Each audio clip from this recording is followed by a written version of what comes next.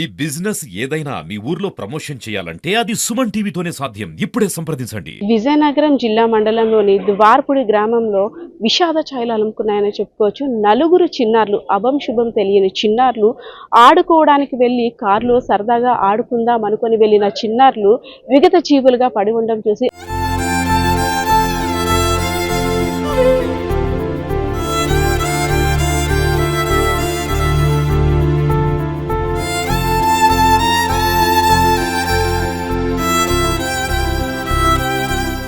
ఒక్కసారిగా ఉలిక్కిపడ్డ ద్వార్పుడి గ్రామస్తులు. సో వివరాల్లోకి వెళ్తే ఆదివారం మధ్యాహ్నం చిన్నపిల్లలు నలుగురు ఎవరైతే చారుమతి, చరిష్మా, అదేవిధంగా మనస్విని, ఉదయ్ నలుగురు పిల్లలు కూడా ఆడుకోవడానికి బయటకు వచ్చారు. సో వాతావరణం ఒక్కసారిగా మారడంతో చిన్న చినుకులు పడేసరికి అక్కడ పార్క్ చేస్తున్న కారులో ఆడుకునేందుకు నలుగురు చిన్నారులు కూడా కారులో కూర్చొని డోర్స్ లాక్ చేసుకున్నారు. సో ఆ డోర్ లాకింగ్ సిస్టమ్ వారికి తెలియకపోవడంతో కాసేపు ఆడుకున్న తర్వాత ఆర్తనాదాలు మొదలుపెట్టారు. బికాస్ ఆఫ్ ఆక్సిజన్ లెవెల్స్ వాళ్ళకి అందకపోవడంతో ఊపిరి అందకపోవడంతో ఒక్కసారిగా వారి ఊపిరి కూడాను అద్దాలంతా కూడా చెమటలు పట్టేసిన విధంగా ఆవిరి ఉండడంతో వారి మాటలు కూడా బయటకు ఎవరికి వినపడిన పరిస్థితి. సో పక్కన బిల్డింగ్ కూడా కన్స్ట్రక్షన్ అవుతుంది, ఫ్లోరింగ్ పని జరుగుతుంది. అదేవిధంగా భవన నిర్మాణ కార్మికులు అందరూ కూడా ఉన్నప్పటికీ కార్ డోర్ పగులుతుంటే ఏమవుతుందో, ఏదో సౌండ్ వస్తుందనే ఆలోచనలోనే ఉన్నారు తప్ప పిల్లలు అందులో ఉండిపోయారనే ఆలోచనలో ఎవరూ లేరు. సాయంత్రం అయ్యేసరికి ఎంతకీ పిల్లలు రాకపోవడంతో ఏమైందని పిల్లల గురించి తల్లిదండ్రులు వెతకడం మొదలుపెట్టారు. అదేవిధంగా పిల్లల గురించి ప్రతి ఒక్కరిని కూడా అడిగి తెలుసుకోగా ఏ చెరువు వైపు వెళ్ళిపోయారు, ఎవరైనా కిడ్నాప్ చేశారేమో, పిల్లలు ఎక్కడైనా పడుకుండిపోయారేమో, ఎక్కడైనా దాగున్నారేమో అని సాయంత్రం వరకు చూసేసరికి ఒక్కసారిగా ఒక విషాద వార్త, నలుగురు పిల్లలు కూడా కారులో మృతి చెందారు అని. ఏంటి అంటే అభం శుభం తెలియని పిల్లల చావుకి కారణం ఎవరిని అడిగితే ఎవరిని చెప్తారు సమాధానం. సో నలుగురు పిల్లలు కూడా ఆర్తనాదాలు పెడుతూ తమను రక్షించండి అని పెడుతూ కారులోని శ్వాస విడిచి అనంత లోకాలకి వెళ్ళిపోయిన పరిస్థితి. సో ఈ విషాద ఘటన చూసిన ప్రతి ఒక్కరికి కూడా కన్నీరైతే ఆగటం లేదు. సో ఈ రోజైతే విజయనగరం జిల్లా కేంద్రంలో ఉన్న కేంద్ర ఆసుపత్రి వద్దకి మృతదేహం అయితే వచ్చే పోస్ట్ మార్టం కూడా పూర్తయింది. ఒకే కుటుంబంలో ఇద్దరు ఆడపిల్లలు, చారుమతి చరిష్మా ఇద్దరు పిల్లలు కూడా ఒకే కుటుంబానికి చెందిన వారు. అదేవిధంగా ఉదయ్, మనస్విని ఒక అబ్బాయి, ఇంకో అమ్మాయి. వీళ్ళందరూ కూడా 7-8 సంవత్సరాలు మధ్య వయసు వారు మాత్రమే. చాలా చిన్న పిల్లలు. స్కూల్కి వెళ్ళడం రావడం తప్పితే ఇంకో వేరే మర్మం కర్మం తెలియని అమాయక పసి ప్రాణాలు అనే చెప్పుకోవచ్చు.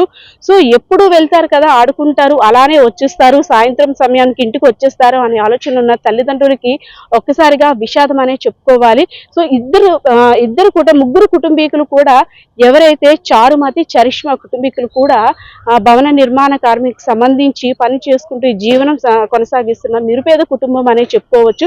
అదేవిధంగా ఉదయ్, మనస్విని వారి కుటుంబాలు కూడా చాలా పూర్ ఫ్యామిలీ అనమాట. పిల్లల్ని ఉన్నతమైన చదువులు చదివించాలి, మంచి స్థానంలో ఉంచాలి, పెద్దయిన తర్వాత మేం కష్టపడినట్టు వాళ్ళు కూడా కష్టపడకూడదు అనే ఆలోచనలో ఉన్న తల్లిదండ్రులకి నిజంగా భగవంతుడు కన్నెర్ర చేశారని చెప్పుకోవచ్చు. ఒక ఆడుతూ ఎక్కడికో వెళ్తారు వస్తారు అనుకునే ఆలోచనలో ఉన్న మాకు శవమై తేలారు అని చెప్పగానే మాటలు రావటం లేదు, మా బాధ ఎవరితో చెప్పుకోవడం అంటూ తల్లిదండ్రులు కూడా విలుపిస్తున్న పరిస్థితి. సో మృతదేహాలను అయితే ఇప్పుడే కాసేపటి క్రితం తరలించారు. అంత్యక్రియల కోసం గ్రామస్తులంతా కూడా ఏర్పాటు చేస్తున్నారు.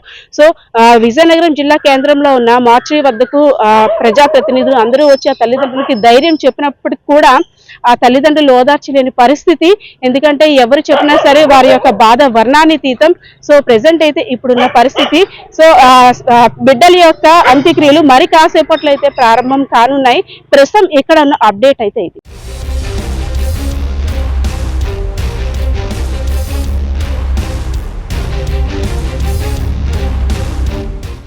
మరి ఆ భగవంతుడు ఆ పిల్లలకి ఆత్మశాంతి కలిగించాలని, ఇలాంటి సంఘటన మునుపెన్నడూ జరగలేదు. మరి ఇది విషయంలో కాస్త ప్రభుత్వం కొన్ని విధి విధానాలను పెట్టుకోవాలన్న ఆలోచన కూడా కలిగే పరిష్కారం. ఇలాంటివి కూడా చాలా విన్నాం. ఎక్కడో సోషల్ మీడియాలో పిల్లలు కార్ డోర్ లాక్ పడి ఒకరు చనిపోవడం అని, లేకపోతే పిల్లల తల్లిదండ్రులు మర్చిపోవడం అని ఒకటారా విన్నాం ఎక్కడ పౌర్లుక్లో. కానీ ఒకేసారి ఒక శుభకార్యానికి వస్తున్నప్పుడు జరిగిన చిన్నపిల్లలు ఆడుకుంటూ ఒకే కుటుంబంలో ఇద్దరు, ఇంకో కుటుంబంలో ఒక ఇద్దరు అక్క చెల్లెలు, స్వయాన అక్క చెల్లెలు, పాపం ఆ తల్లిదండ్రుల తాలూకా బాధని, వారి తాలూకా కడుపు కోతని మరి మేము ఎవరు తీర్చలేంది. ఆ జన్మాంతం ఆ భగవంతుడు ఆ కుటుంబాలకి బలాన్ని చేకూర్చాలని, మరి తప్పకుండా వైఎస్ఆర్ పార్టీ తప్పకుండా కుటుంబానికి అండగా ఉంటుందని, తప్పకుండా మా నాయకుడి దృష్టికి కూడా తీసుకెళ్ళి తప్పకుండా ఆ కుటుంబానికి ఆర్థికంగా కూడా వైఎస్ఆర్ పార్టీ ఆదుకుంటుందని మరి మీ ద్వారా ఈరోజు మరి ప్రభుత్వానికి రిక్వెస్ట్ చేస్తా ఉన్నాం. ప్రభుత్వాన్ని కుటుంబాన్ని ఆదుకోవాలి. మరి జరిగిన సంఘటన దురదృష్టకరం. దీంట్లో ఎవరన్నా తప్పు పెట్టాలన్నా, ఎవరన్నా తప్పు చూపించాలన్నా కాదు. మరి ప్రభుత్వం కుటుంబాన్ని ఆదుకుంటుందని ఆశిస్తున్నాను. ప్రభుత్వం ఆదుకోవాలని చెప్పి ప్రభుత్వాన్ని మరి రిక్వెస్ట్ చేస్తా ఉన్నాను.